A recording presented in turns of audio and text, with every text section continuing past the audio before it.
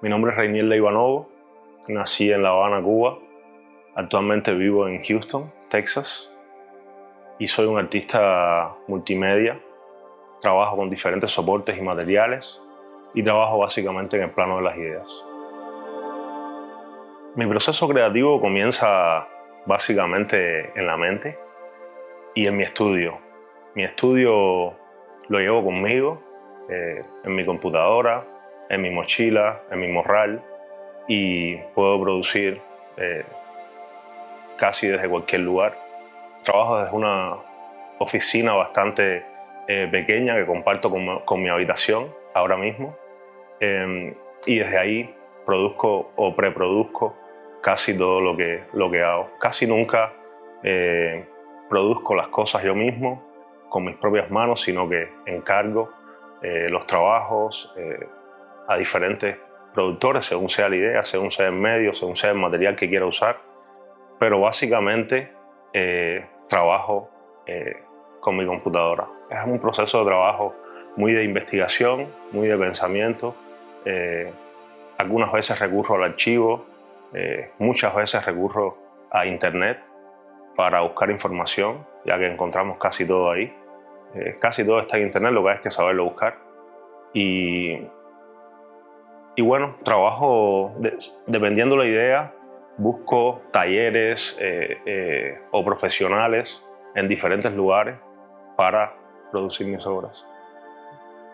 Aquí presento dos obras diferentes, que son dos proyectos en sí. Uno es Matusalén, que trata el tema de la migración, y la otra es Lo que es lo que ha sido, que trata el tema de la construcción de la historia, de cómo los sistemas de poder manipulan el pensamiento de ciertas figuras para construir, para proyectar, para mover al pueblo y a las naciones en cierto sentido. Básicamente, la obra trata de cómo se construye la historia. Bueno, comencé trabajando con un grupo de diseñadores, con los cuales hicimos un levantamiento en imágenes, cientos de imágenes de un espécimen natural de la mariposa monarca. Una mariposa monarca que conservaba un taxidermista con el que trabajé en La Habana. Fuimos a su laboratorio y ahí hicimos este proceso de levantamiento de la mariposa. Es una obra que no existe físicamente en ningún lugar. Las animaciones, todo está colgado en la web y se accede a ella a través de diferentes plataformas. La mariposa tiene un comportamiento casi natural, ya que cuando ella, por ejemplo, cuando está volando por una zona determinada donde llueve, la mariposa se descansa, se para, porque las mariposas no vuelan mientras llueve, al menos las mariposas monarcas. Tampoco vuelan en temperaturas bajo de 15 grados Celsius.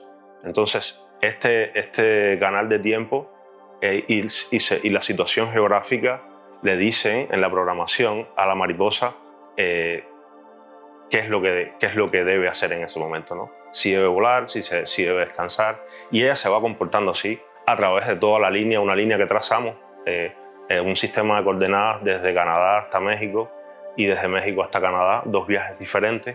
El primer viaje, el viaje hacia el sur, es bordeando toda la costa este de Canadá y Estados Unidos hasta llegar a México, a la zona de Michoacán, la región de Michoacán, zona de Morelos, y luego el viaje hacia el norte es más por el centro del país.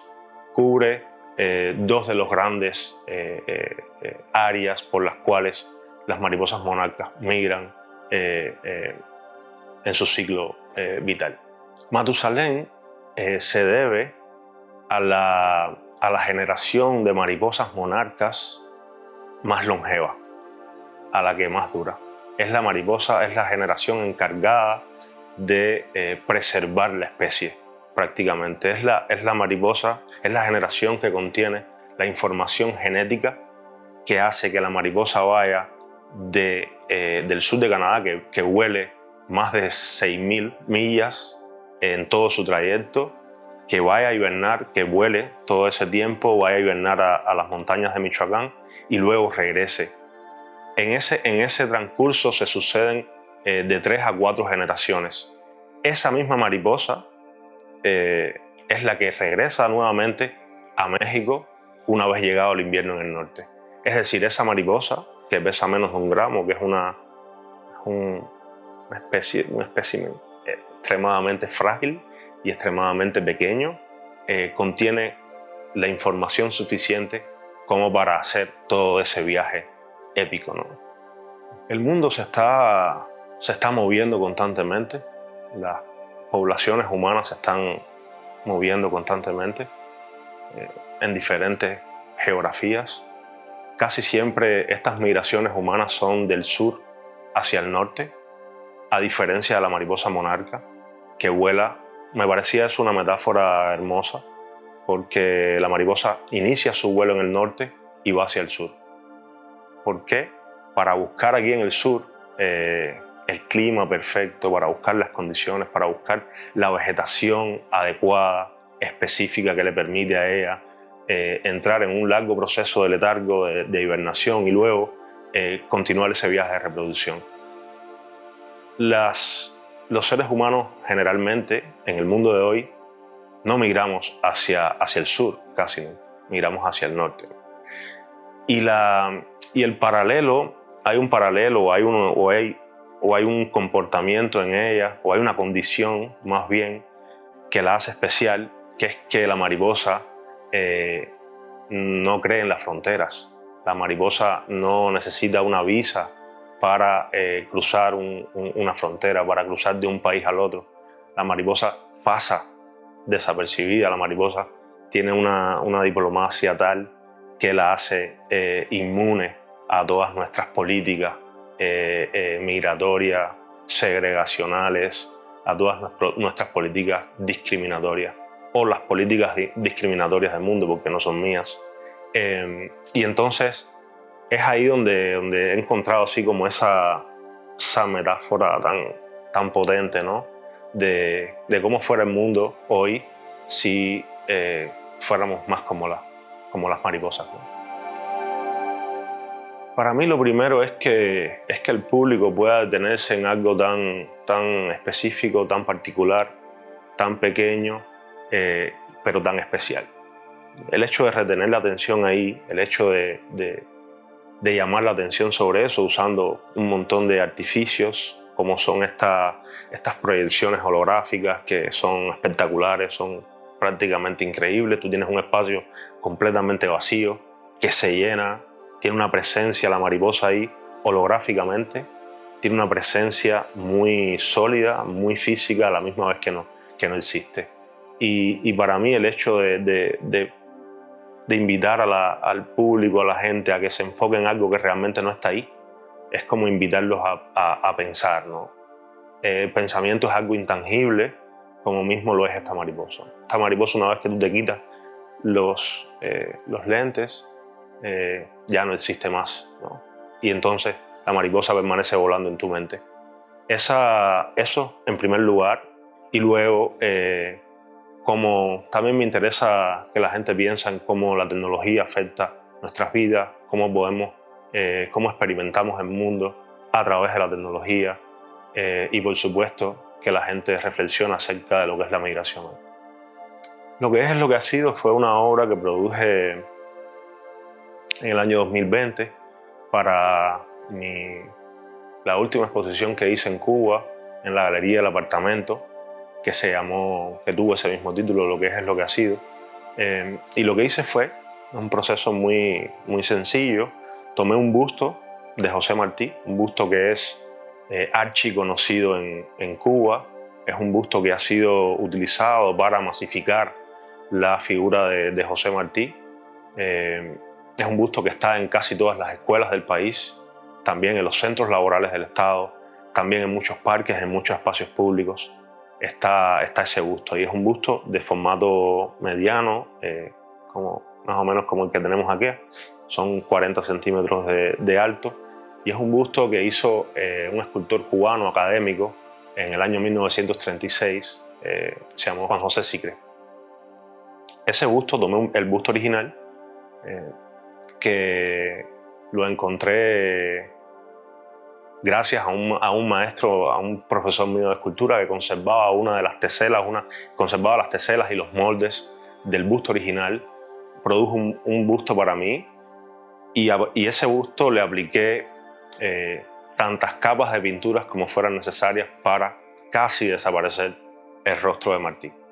Estuvimos trabajando durante un mes en la galería. Yo emplacé el busto en un lugar de la galería, en una sala de la galería.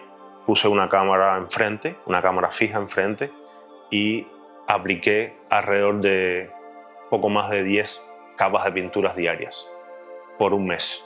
Al final fueron 382 capas de pintura. En cada capa de pintura hacía una foto, con lo cual hice un video stop motion que se compone de las 382 fotos. Entonces podemos ver a través de ese video todo el proceso de transformación de la imagen del héroe, de la imagen del pensador, porque Martí es una figura clave para entender Cuba, la Cuba del siglo XIX, que es donde se constituye la nación, pero también la Cuba de hoy, pero también Latinoamérica. Es una figura clave para entender muchos procesos que están detrás de nuestra realidad hoy. Entonces, la obra habla de la manipulación que ha sufrido la imagen de Martí por parte de la Revolución Cubana y por parte de sus líderes políticos, las cuales han usado a Martí a su antojo de diferentes maneras, han sacado su pensamiento de contexto completamente y lo han usado como una construcción ideológica para, de alguna manera, controlar el pueblo, ¿no?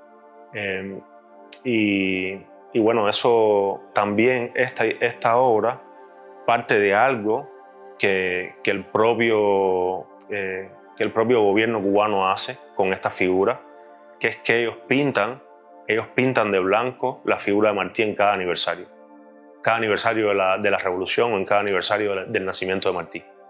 Y yo un día, viendo esto, desde que era niño, lo estoy viendo, me pregunté, bueno, ¿qué será de estos bustos de Martí que tenemos ahora en 100 años? ¿No? Si cada año le aplican 1 o 2 o 3 capas de pintura, en 100 años va a tener 300 capas de pintura. Es decir, que todos esos bustos que hay en Cuba hoy, de aquí a 100 años, van a parecerse un poco más al busto de Martí que yo creé a partir de ese retoque infinito de su imagen, ¿no? Un poco lo que traté de hacer fue lo mismo que ha hecho la revolución y el gobierno cubano con la imagen de Martí, pero de manera condensada, concentrada en un tiempo determinado. Bueno, esto es una intención que no es exactamente mía, es una intención también de la curadora, de las curadoras de esta exposición. Y Martí yo le veo varios puntos de conexión. Martí fue también un migrante. Martí pasó más de la mitad de su vida fuera de Cuba. Martí fue exiliado cuando apenas era muy joven, tenía 16, 17 años. No recuerdo exactamente ahora mismo la edad que tenía Martí cuando fue exiliado, desterrado a España. De ahí tiene todo un peregrinar español. Luego se movió a América, donde estuvo también en varios lugares. Estuvo en Guatemala, estuvo en México, estuvo por todo Estados Unidos, vivió gran parte de su vida en Nueva York. Desde ahí produjo gran parte de sus obras más importantes, así como ejerció casi toda su labor periodística desde Estados Unidos. Y se considera, no es llamado así, pero Martí encarna la condición del inmigrante también. Y es por eso que, no es solo por eso, pero yo veo ese punto de conexión con Matusalén. Además de que Matusalén encarna para mí el paradigma de la mente superior, de la mente que no tiene fronteras, y eso se conecta un poco con ese pensamiento elevado de José Martí. Juan Francisco Elso es para mí un maestro sin serlo. es de los pocos maestros que he tenido en la vida, ya que no he tenido la suerte de contar con maestros en los sistemas educacionales en los que he participado, de los cuales he sido parte. No he tenido el privilegio de contar con maestros específicos que yo pueda hacer referencia ahora mismo. Elso es ese maestro espiritual que yo encontré cuando estaba estudiando de muy joven en la Academia Nacional de Bellas Artes San Alejandro. Yo encontré la obra de Elso en un momento de mi vida muy particular, en un momento de mi vida donde yo me estaba en la plena adolescencia. También muy recientemente había perdido a mi madre, estaba en un momento tenía muchas preguntas, no muchas respuestas. Era un momento como muy intenso de mi vida y yo encontré la obra de Elso. Y la obra de Elso, como mismo él decía, funcionó como aprendizaje casi místico y como procesos de iluminación ante la vida. Yo asumí un statement de Elso, unas frases de Elso, asumí como mi statement personal por mucho tiempo, durante casi toda mi carrera. Yo usé un statement de Elso como mi statement personal, porque me sentía completamente identificado. Yo hice obras hice muchas obras en aquel momento que se conectaban con los elementos naturales, se conectaban con algunas tradiciones sincréticas cubanas y admiré mucho su trabajo, ¿no? Además de respetarlo inmensamente. Siempre que iba al Museo de Bellas Artes, uno de los pocos lugares en Cuba donde puedes ver su trabajo, sus obras, siempre me quedaba ahí como detenido en esa sala donde está esa mano hecha de ramas y tierra tan especial. Yo tuve esa conexión y luego seguí por otros caminos, me encontré con otras muchas personas y años después llegó Olga Viso a La Habana con esta idea de la exposición sobre Elso Padilla, de rescatar la figura de Elso Padilla, ya que Elso Padilla es un gran olvidado del arte contemporáneo. Ha sido un artista que creo que no ha tenido el reconocimiento que se merece y la presencia y el lugar en la historia del arte que se merece, aunque es muy importante y mucha gente lo conoce, pero creo que falta eso. Ella llegó a La Habana con esa idea y yo le comenté mi experiencia con Elso, la conexión que tenía con él, y le dije que nada, que para mí sería un honor profundo poder compartir en algún momento, que mi obra compartiera espacio con la de Elso. Por eso estar aquí hoy con estas dos piezas enfrentadas una a la otra, este Martí que es de los años 80 y este Martí que es del 2020, tantos años después, mirándose uno frente al otro, con esa densidad propia que tienen, con ese misterio, con esa presencia y esa ausencia a la vez, para mí es un sueño.